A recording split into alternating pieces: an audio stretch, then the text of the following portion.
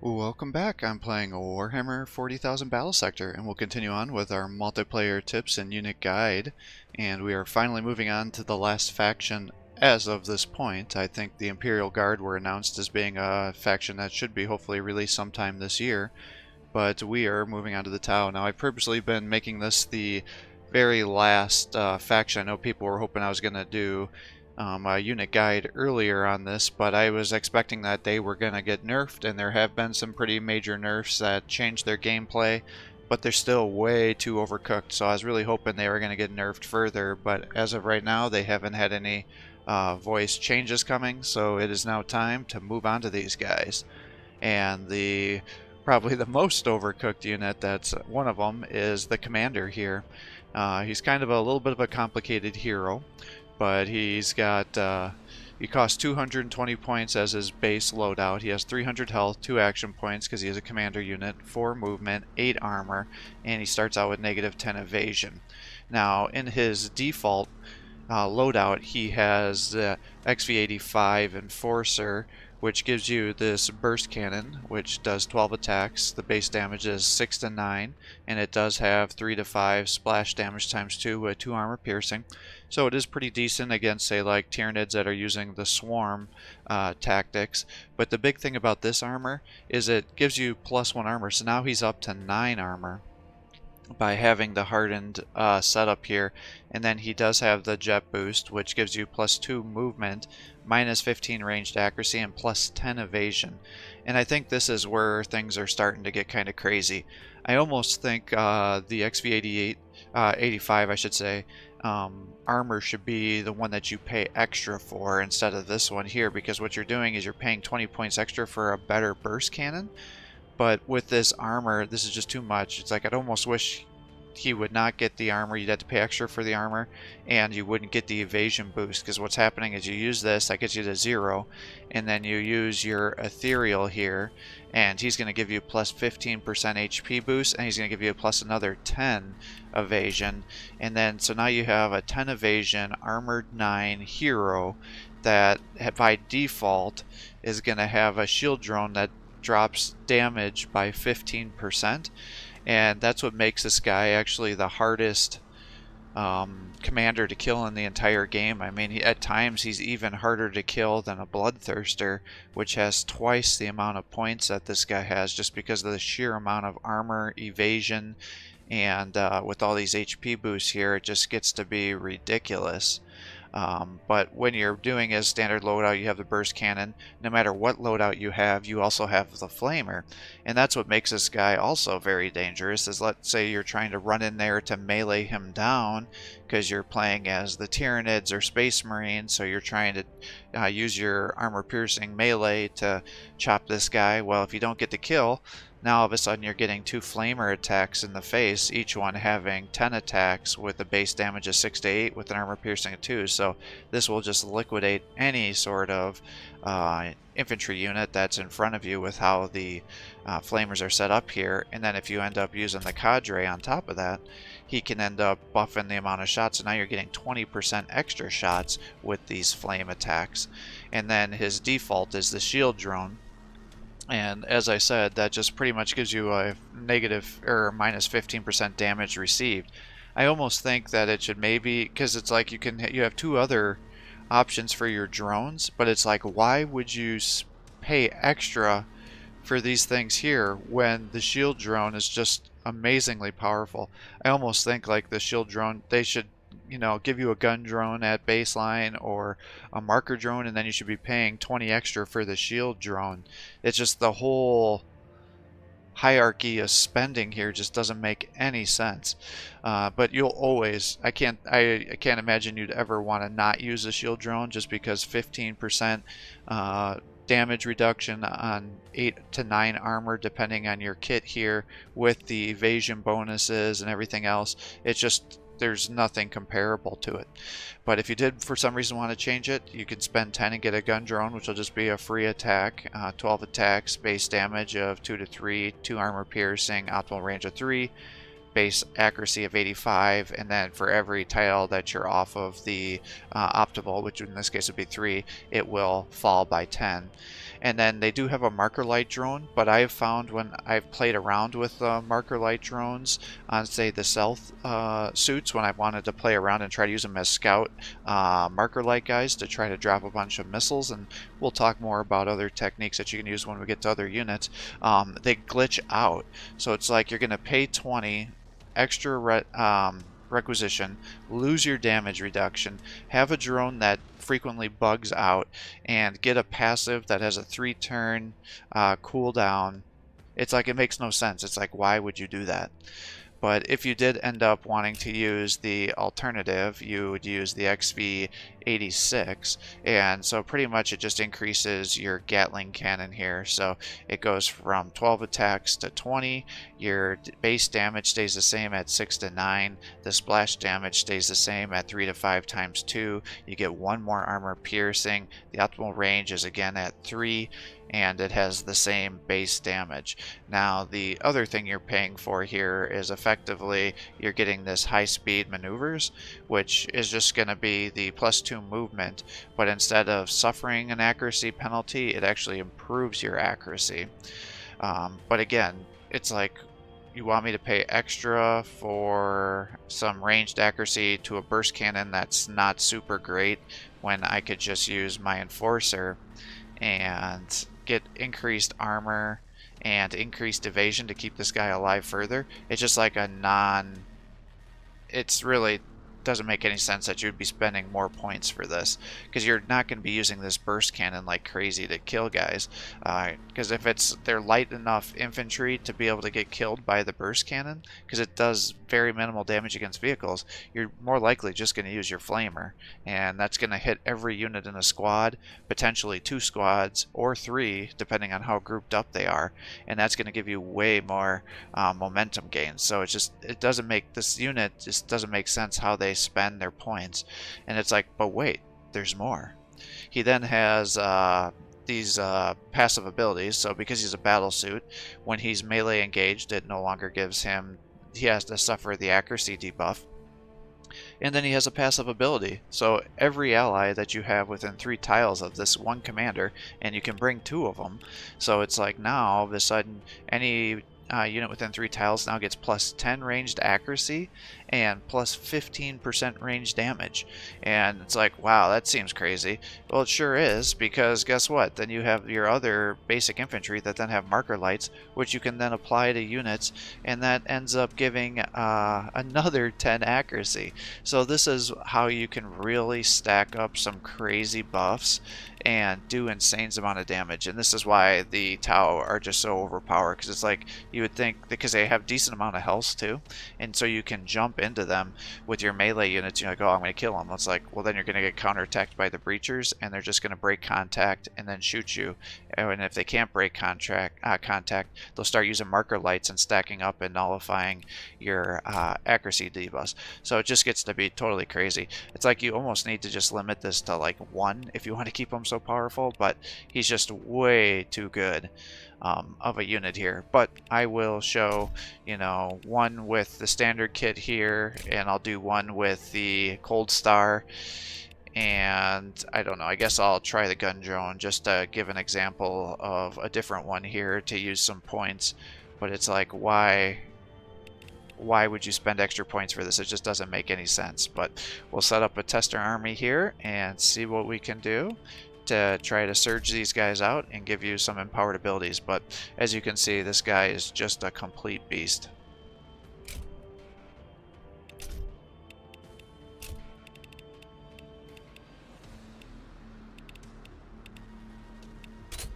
We'll get our Tau here, bring our tester, and we'll just kind of make our way through an auto-generated map here.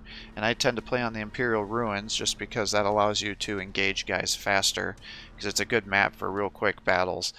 It's also one of my favorite maps on multiplayer for that same reason, and it's frequently used in the tournaments as well. So if you're looking for some maps here, this is always a good one to play. Now, I tend to like to make my ethereal on these armies my commander, because I do like to use these commanders as flamers frequently, and therefore it makes a lot of sense to they can get themselves in trouble, and then your enemies will always try to focus fire these guys, just about, as you can imagine, since they are so powerful in sorry, I can't talk and maneuver guys here at the same time, because they're so powerful, especially with their flamer tech, so they can get focus fire down and then just completely taken out. So you typically will not want them to be your commander, because you can use them as very good damage output. Pushing forward. Confirmed. Yes. Moving. Waiting instructions. Now, I did bring the crisis suits as well, because I don't think that most people realize that the bonuses from the commander also work on rockets. Nothing shall stand against us.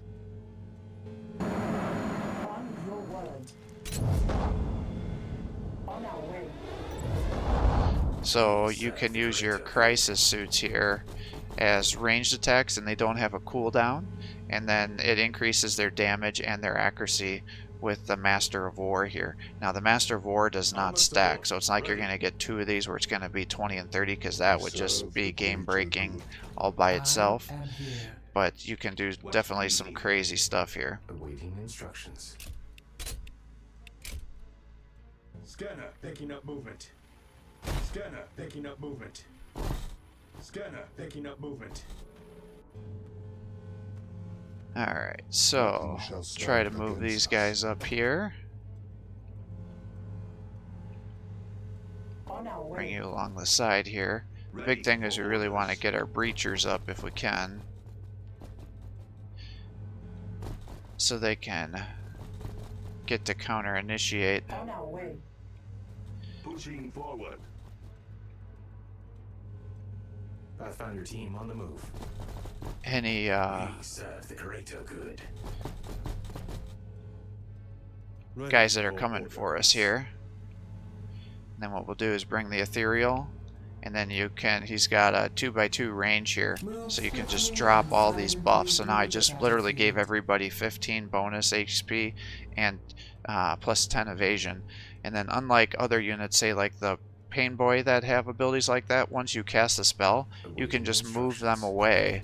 So there's no, you know, you can just keep buffing and then running, and there's no penalty to that. And that's what makes these guys, again, so powerful. So it's super easy to buff all these guys up like this.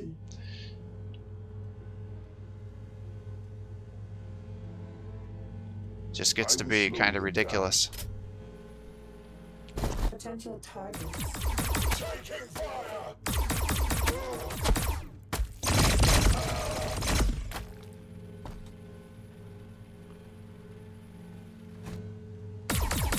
Just bring in a warsuit here. And then the other thing is with the Tau, they all have very good armor piercing, as you can see.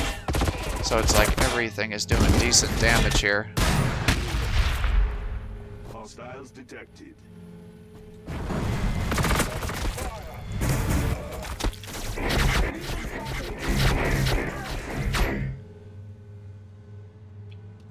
Alright, so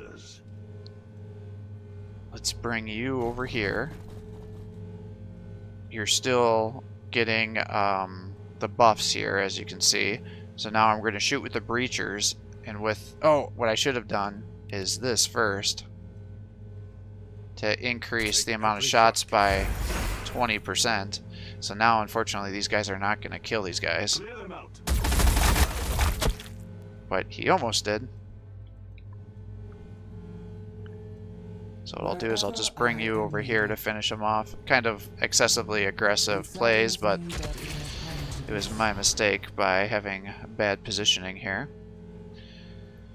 Now, what I'll do is I'll bring you over here, shoot into here.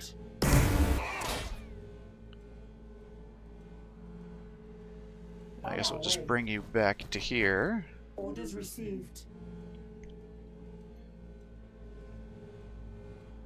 How can I assist? And then what I can do here is bring you to here. And then we'll just give him 100% chance to hit. Nowhere they will be even before they do. And let's see, that'll do pretty much guarantee a kill, so we won't even have to use your other abilities. And so he's down. I serve the greater good.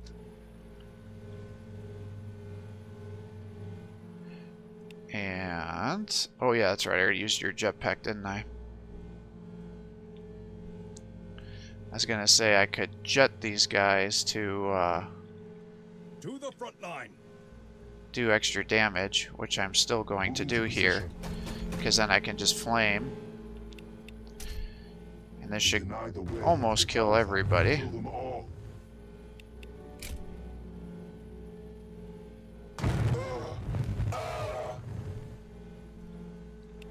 And then we can use your bonus attack here. Deny the way of the And he's Alpha. down. Kill them all. Consider it done. We serve the greater good. And then we've got these breachers here. We want to take down the aggressors. Ready for orders.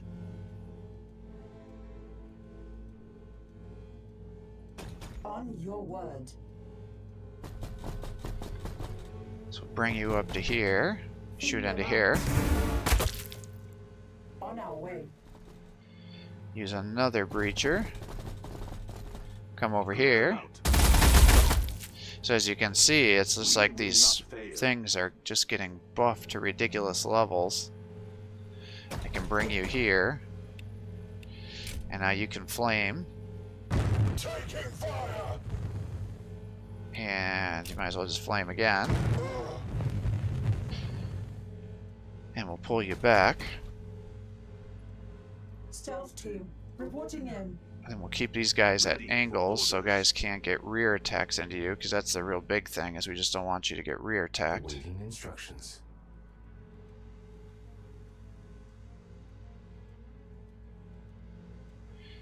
And then we'll just start shooting into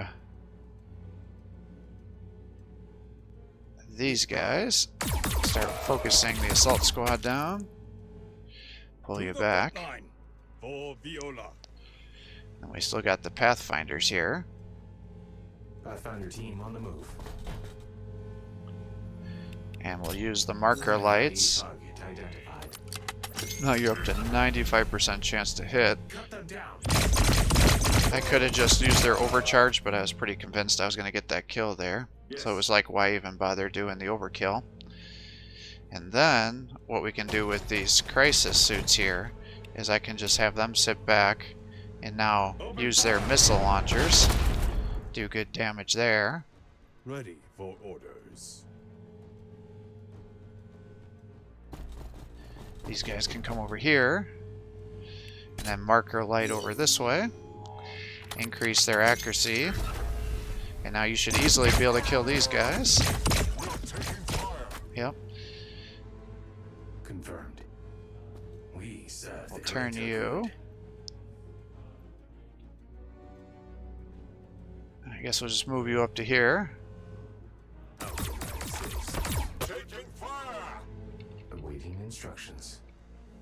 What troubles you? Nothing shall And I stand suppose I against should us. show off the cannon here too. For it to show a regular attack, but again, it's like, why do it if you have the flamer? Seek cover. Alright, he's doing a strafing run. Not unreasonable. I will not break.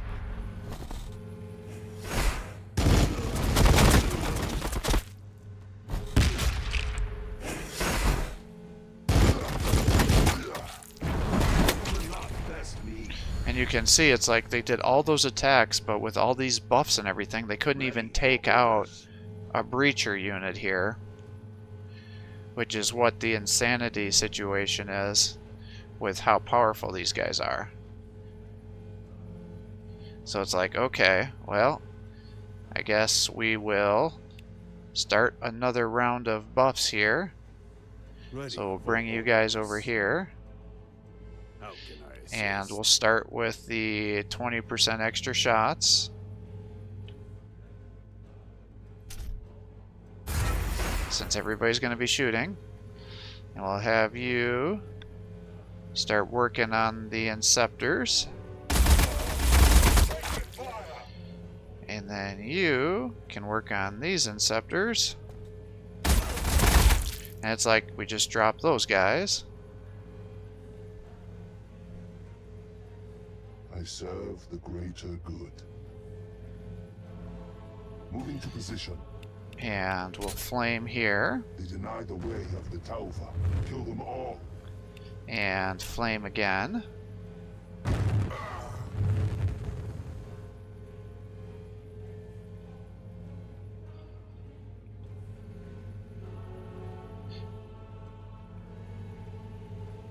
And we'll just move you up to here and kill these guys, because I don't really think I even have to use your buffs since you're killing everybody.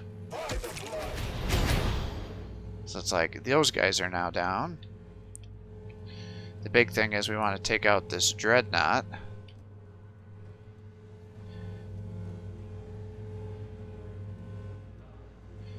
So we'll run you guys down here, and then these guys are crazy with their armor piercing, so it's like, look at that, they're still even good at taking out armor. What do you need?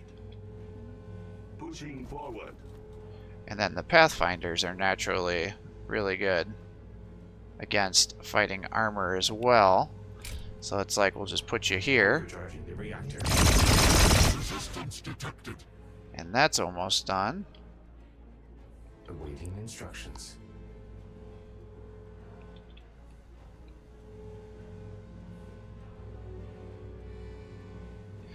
Bring you guys down to here. And shoot here. He's down.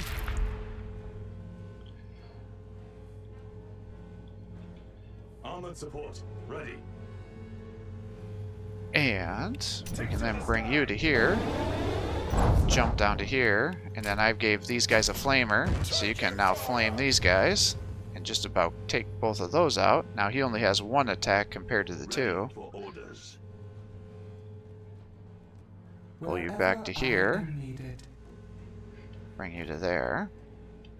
We serve the greater good. And we still have these breachers here. And then what you can end up doing is you could potentially snipe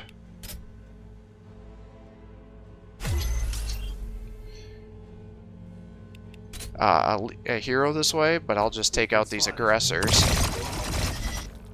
So it's like we just wiped them out.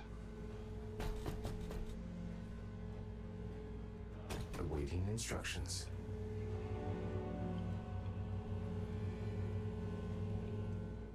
Ready for orders. To the front line. Have you shoot into these guys.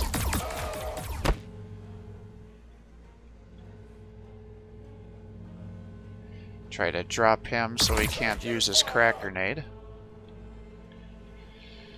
And then it's like I could flame and just 100% kill these guys, but then just to show off his weapon. So it's like, it's okay, but it's like, again, why do this where I can't even guarantee a kill when I could just do the flamer Tauva. Kill them all. and then it's just not even an issue. Now he must have another unit around here We serve somewhere, the greater good. because he was calling in airstrikes on me. So we know he must have more around here somewhere.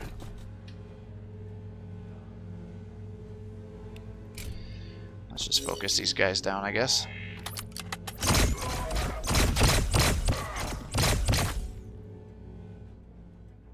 On your word.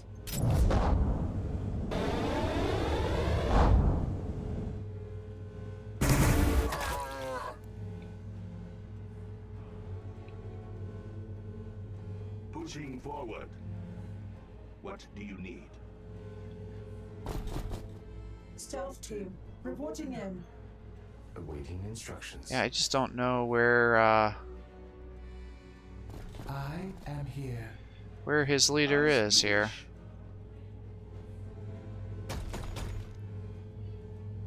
I will find out, though. What troubles you?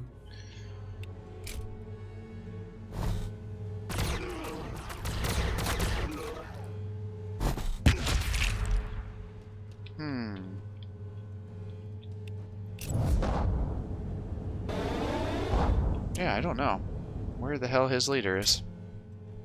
But as you can see, it's like double flamer. Get the kill.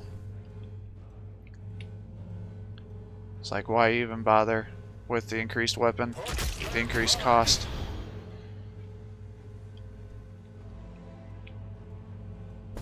Is there somebody back here that I'm just not seeing?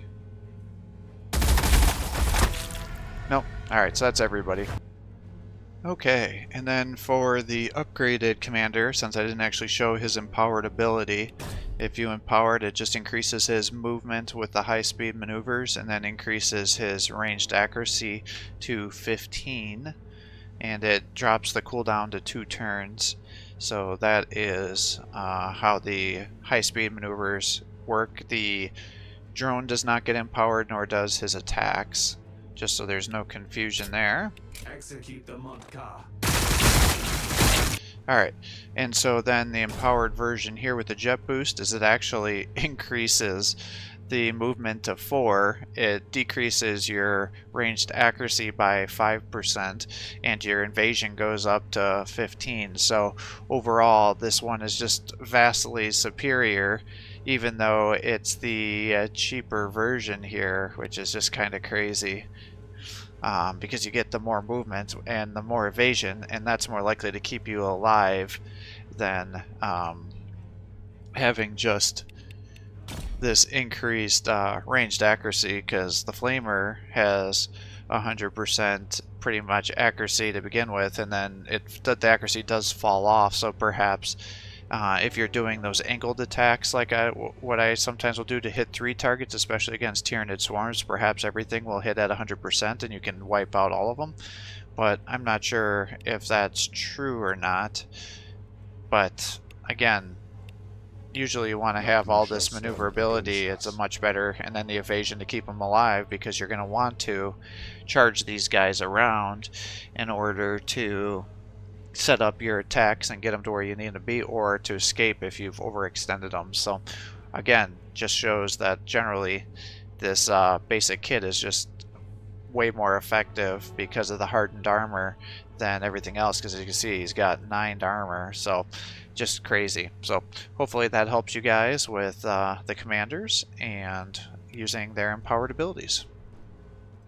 So just insanity, as you can see. The commanders are crazy powerful. Just always make sure to move your guys around to be within 3 tiles of them to get that major damage and accuracy buff. And then a lot of people are pretty negative on cadres, but I really like them.